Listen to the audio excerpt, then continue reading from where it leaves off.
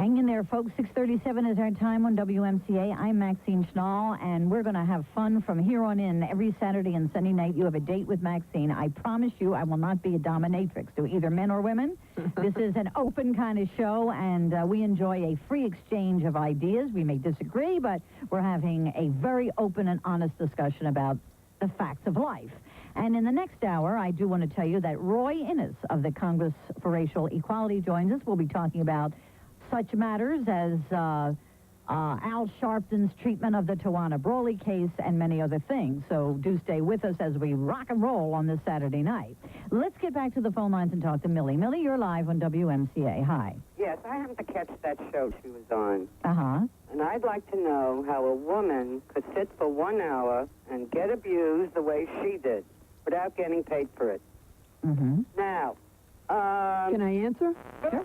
I went on the air to take on this man and to answer his vileness because I watched him abusing women for months. And I said, some woman's got to stand up to him. And I did. But I did not ask to be beaten up. no, I'm saying I would have walked off that show because I happened to see that show. I happen to know that 10 million people watch his show, and I wanted to make my points, whether he beat me up or not. Mm-hmm. And I did. But, as everyone knows, his ratings go up because of all his vulgarness, all his vile talk, and he has incipient morons sitting in an audience who eggs him on. No, he eggs them on. Ratings. Yeah. Okay, so the thing is, his audience, first of all, a lot of them, to me, look as if they're 3 sheets to the wind. They must be on booze or whatever. And it's all part of the hype with the Mort, and all that stuff. I mean, it's like... Exactly what I'm saying. She must have seen the show before. Yes, Yeah, I had seen the show, but that doesn't mean that I wasn't going to rise to the challenge. I rose to the challenge, and I met the challenge, and I beat the man spiritually. I mean, I am his superior, and I proved it. And now he's going to pay me for hurting me. Wait a minute. Let me ask you this, Millie. You watched the show. Did you feel that Kelly Everett's got the better of Morton Downey? No.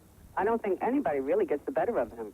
Because it's structured so that you can't. He doesn't fight fair. No, I got the better. It was him, the entire audience, and even the panel ganging up on me. One woman. And don't forget, they edited out a lot of my rejoinders to Morton Downey, like when I told him, I don't even know if I can say it on the air. I better hit the hot button here. And I told him, I got to find it I first. told him that he had, are you allowed to say sperm? Yes. Back up on the brain. I'm glad you said it. Okay. It was funny. All right. Oh, this is a different kind of show. Here's Joe in Queens. You're live on WMCA. Hi, Joe. How are you? Fine, thanks, Maxine. How are you? Okay. I have a question. I heard you before condemning prostitutes, women who sell their bodies for money. I have compassion. I'm not condemning. I just don't think it's a legitimate profession for a woman. All right, well, society in general does condemn them. My question is this. Is there a moral difference between a prostitute who sells her body for money and maybe a woman who takes a lover simply because of the material things he may give her, or even a man who uses sex to manipulate women? Mm-hmm. No, there probably is not that big a difference, except that from what I understand of the sexual, and Kelly would have to answer this, the sexual transaction prostitution, it's almost, it is not affectionate, is it? I mean, it would seem to me that there isn't even the warmth of the type of relationship you're talking about. It depends on the situation. Now, in many situations, the prostitute has to be on the defense because she's scared for her life. In other situations, like in certain types of brothels or bordellos or where they have clients that they know personally, it's a very warm and loving and friendly relationship. It depends on the situation. Granted, when the poor girl's on the street, meeting strangers, it's frightening, and she will be defensive and hostile until she finds out she's not going to get raped, killed, and robbed. But the man is also just using this girl, and she's a piece of trash, and he throws her away very often. Sometimes men do have a very ugly attitude toward the prostitutes and toward women in general.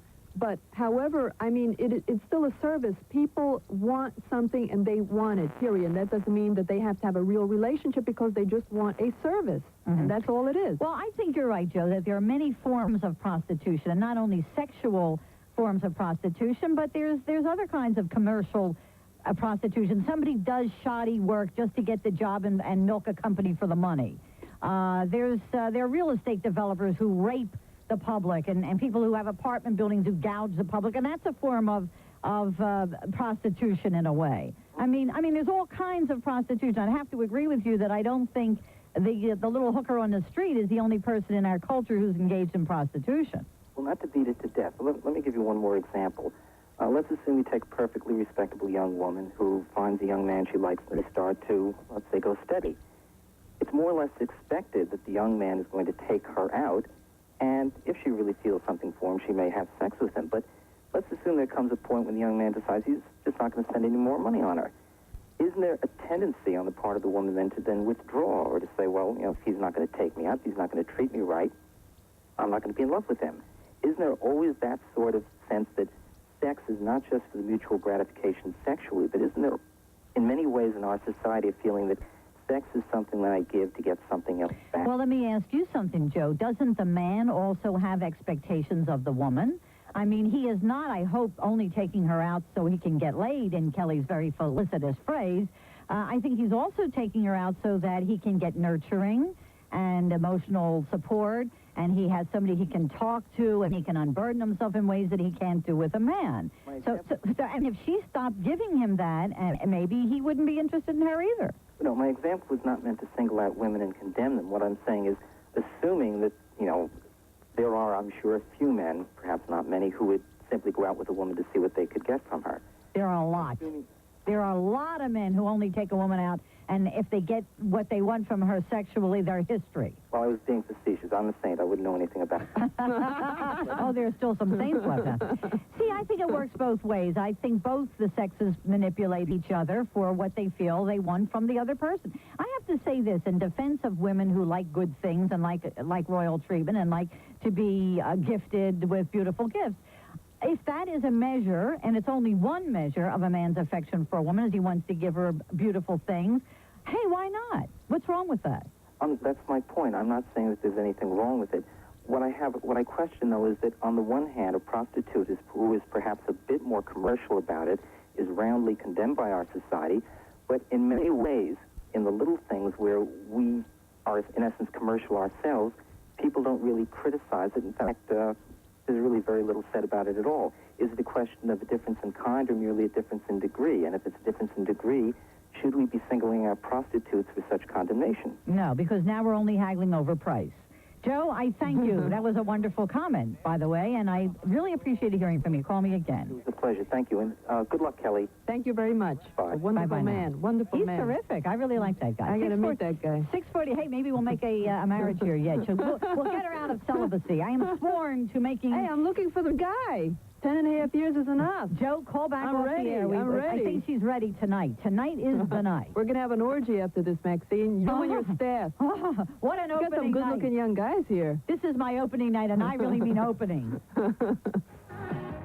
I'm Maxine Schnall. Kelly Everts is with us till the end of this hour, and after that, it's Roy Innes of the Congress for Racial Equality. We'll be having a go with him about lots of different things. He's been in the news quite a bit, also on Downey's show, involved in a fist fight, and on Geraldo Rivera's show, involved in a fist fight. He's got a lot of things to talk about. If you would like to talk to Kelly Everts, and you would like to be heard on this issue of prostitution and female superiority, and all the other things that Kelly has touched on, as well as the Downey show and her lawsuit against him for $42 million, hop on board. We can still push your call through. 570-WMCA. Hi, Alice. You're live on the air with us. Alice, how you doing? All right, Maxine. Good to hear from you. Yes, I love you. You're great and you're interesting, and I learn a lot from you. How sweet. Mine is just a statement, no questions. And as for Morton, I love him. I've been to his shows live. Yes, there are a lot of young people that are strung out and this and that, but I wasn't. Anyway, as for your guest, tell her to please go back in the street, because I saw that show and she was grinning all the way. Just tell her to forget it, lady. I'm not going back in the street because I don't want to take your spot. Wait a minute. Oh. You're not deserving of anything but the streets where you came from. Ooh, that's You rough, should Alice. know. You should that's know. rough. You should know. All right. Oh, I'm so hurt and humiliated. I'm bleeding. Teresa from Queens, you're on now. Hi, you're live on WMCA. Hi, thanks for answering my call. Sure. I called because I was listening. I just happened to pick up when Kelly says that a priest told her to go out and prostitute. Did I get that clear? God told her. God told her. I like the way people mix things up. God said that. Wait a Didn't God minute. tell you? Wait a minute. Calm down. Let me answer. I mean, I'm sick and tired of having everything twisted around. Okay. God told me to save souls. I was a stripper. Mm-hmm. I was also a minister. God said to me to save souls, and that is what I did. The media said it's stripping for God. She takes her clothes off for God. I was saving souls for God. I gave sermons, and I prayed with people between shows, and I saved souls for God. How many souls do you estimate you saved that way? Who knows? Thousands, I Okay, don't know. what did you tell these people? How did you give them aid, comfort, and salvation? I am an instrument of God. I carry the power and the divine love of God. The divine love of God is transmitted from one human to another. Okay, that but wait a power minute. has the power to heal and save souls. All right, wait a second, Kelly. Let's get to the bottom of this, and I thank you for calling. You're trying to tell us that in nightclubs, in bars, in these places, you took your clothes off, and then on the breaks you went to these guys, That's and you right. said, let me save your soul. The guys came up to me because I preached and because people introduced me as a stripper for God and as a minister. The men came up to me with problems, asking for help. I held hands with them and prayed with them. Lives were changed. But why couldn't you do this in a church instead of a Because bar? my business is stripping, and that's where I was, and that's where I met people, and those are the people that I ministered to. Okay, it's different. I'll say it's different. Jack Solarotaya, you're live with us on WMCA. How you doing? Hi, I'm sorry I can't be there with you today. Yes, I wish you could. You are Kelly's attorney, and you were on the show once before, and I welcome you back again. Thank you. I just wanted to tell you I'm listening to both of you, and I think you're fantastic together. I think you should both have your own TV show. I second the motion. I don't know if Maxine will want to share the spotlight. I called to just make two quick comments, and I'll let you go. All right. But, point one, Harry Lipsig, who is the Dean of American Attorneys, he's about 90 years old now. He was on Morton Downey's show about a week or so ago, and his comment was that he was just sorry that we didn't sue him for $100 million. He actually said that on the air. You're kidding. No, and he is, as I say, probably the most respected attorney around. And Morton Downey Jr. gave him a very hard time as well. But he said that he thought that our lawsuit should have been for $100 million. It wasn't enough. Okay, Isn't that amazing? Jack, since we have you on the air with us, I understand you had a bit of a family problem. Yeah, I hope my son has asthma, unfortunately, but no, he's fine now. Oh, good. That's the only reason I wasn't there with you. Okay, what I want to ask you, from the legal standpoint, what exactly can Kelly sue Morton Downey for? Is this mental distress, and is $42 million considered the going rate for that kind of thing?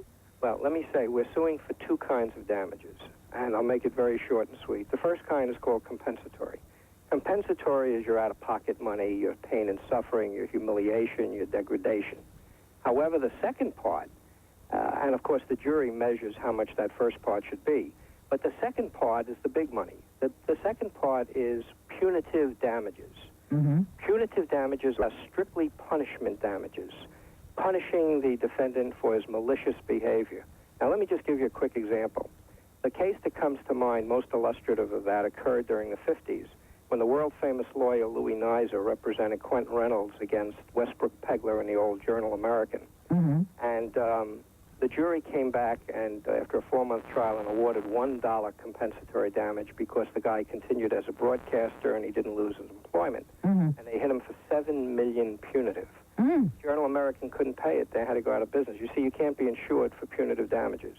So if the jury hits Morton Downey for punitive damages, Morton Downey is not protected by anybody, including an insurance company. Okay. All right. This is my one question further, and then we'll take a few more calls. And I do appreciate Maxine, you going. ask Jack about the original unedited video of the Downey show, well, that's which what Jack has seen. Okay, that's what I want to get to. What exactly did Morton Downey do besides being verbally abusive, which he is to everybody who comes on? Well, okay, let me say this to you. I don't want to characterize it because, of course, that's evidence, and I think I'd do Kelly an injustice if I tried to characterize it. That tape has to be played for the jury, and the jury has to take away their own impression of it. But I can say this to you.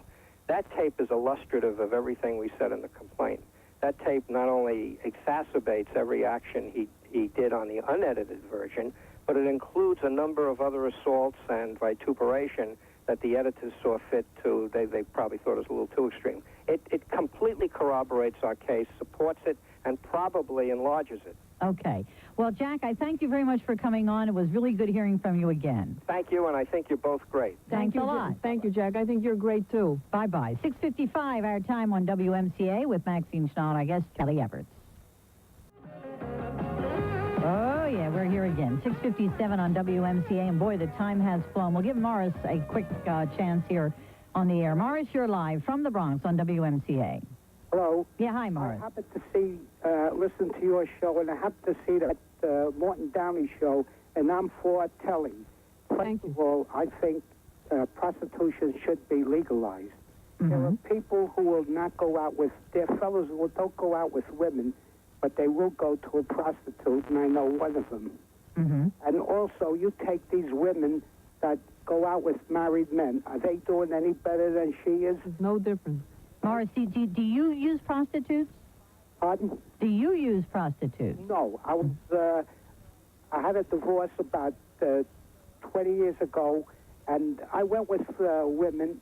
I'm married women. We went 3, 4 years. We used to go away together, but I never used a prostitute. Okay, but you're giving Kelly Everts a vote of confidence, and we thank you very much for your call as well. I'm really impressed, Kelly, that this time around, you got a lot of support from the people calling in who feel that Morton Downey deserves his comeuppance and that your position has some validity. I'm really amazed at the support. I am? I usually get so much criticism and abuse, you know. Well, maybe, so what happened, Maxine? What'd you do, hypnose these people, I or hate what? female dominance is back in style, sweetheart. It's our turn. Now we're going to kick anus harder. Oh, boy. Well, listen, I wish you luck with your lawsuit. Thank you very much. And, I wanted just very quickly to get around to the dominatrix thing. I mean, why is it necessary to be a dominatrix? I mean, why feed into that, which I consider to be an unhealthy need in a man to be punished? Well, simply because of the demand. Everything is supply and demand. I started a video business, and the men demanded domination. And I give them what they want. The name of my business is the Kelly Everts Private Fetish Corps. We cover a multitude of sins, and we cover every fetish and all types of domination, and I simply produce what the men demand. So you're filling a void in the market, right? Absolutely. Well, listen, I thank you very much for being with us, Kelly, and we hope you'll come back again sometime. I probably will. Thank you very much, Maxine. My pleasure. 6:50.